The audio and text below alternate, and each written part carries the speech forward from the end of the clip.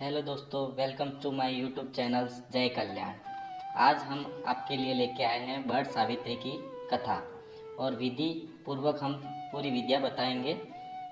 बड़ सावित्री व्रत जेठ माह के अमावस को होता है। इसमें 3 दिन तक उपवास रखते हैं, हवन किया जाता है तथा बड़ की पूजा की जाती है।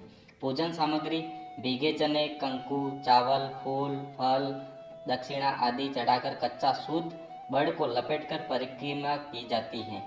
कल्पना निकालकर कहानी सुनना चाहिए। कथा। मद्र देश के राजा अश्वपति की यहाँ पुत्री सावित्री का जन्म हुआ। सावित्री ने सत्यवान की कीर्ति सुनकर उनके साथ विवाह कर लिया। जब यह बात नारद जी को मालूम हुई तो वे राजा अश्वपति से जाकर बोले, आपने भारी भूल की है। सत्यवान गुण संपन्न व धर्मात्मा अवश्य है, लेकिन वह अल्पायु है। केवल 1 वर्ष बाद ही उसकी मृत्यु हो जाती है। नारद जी की बात सुनकर राजा अश्वपति उदास हो गए।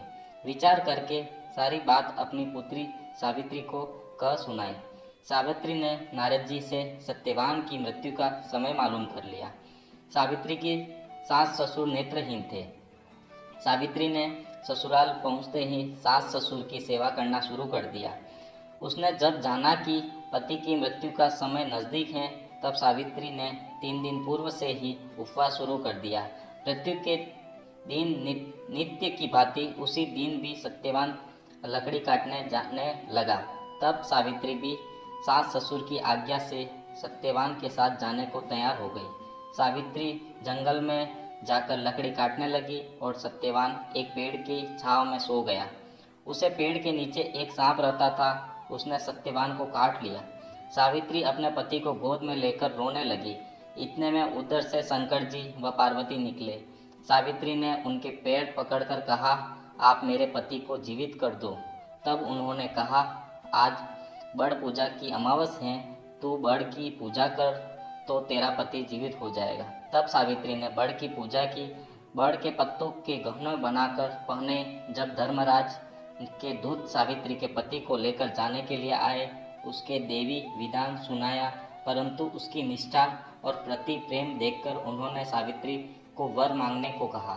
सावित्री बोली, मेरे सास ससुर वनवासी व अंधे हैं, उन्हें आप दिव्य ज्योति प्रदान करें। यमराज ने तथास्तु कहा और सावित्री से लौट जाने को कहने लगे।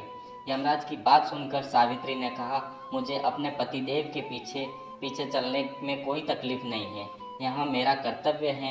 यह सुनकर यमराज ने और वर मांगने को कहा। सावित्री बोली, मेरे ससुर का राज्य छीन गया है, वह उन्हें पुनः प्राप्त हो। यमराज ने यह वर भी देकर सावित्री को लौट जाने को कहा, परंतु सावित्री ने पीछा नहीं छोड़ा। तब यमराज ने तीसरा वर मांगने को कहा तो सावित्री ने पुत्रीवती होने का वरदान मांग लिया। यमराज ने 200 पुत्र होने का वचन दिया। सावित्री फिर भी पीछे पीछे चली तो यमराज बोले, अब क्या चाहती हो? सावित्री बोली, मुझे पुत्रवती होने का वचन देकर आप मेरे पति को तो ले जा रहे हो। तब यमराज को अपनी भूल ज्ञात हुई तथा यमराज ने सत्यवान के प्राण वापस कर दिए। सावित्री उस बड़ के पेड़ के पास आई जहाँ उसके पति का मृत शरीर पड़ा था।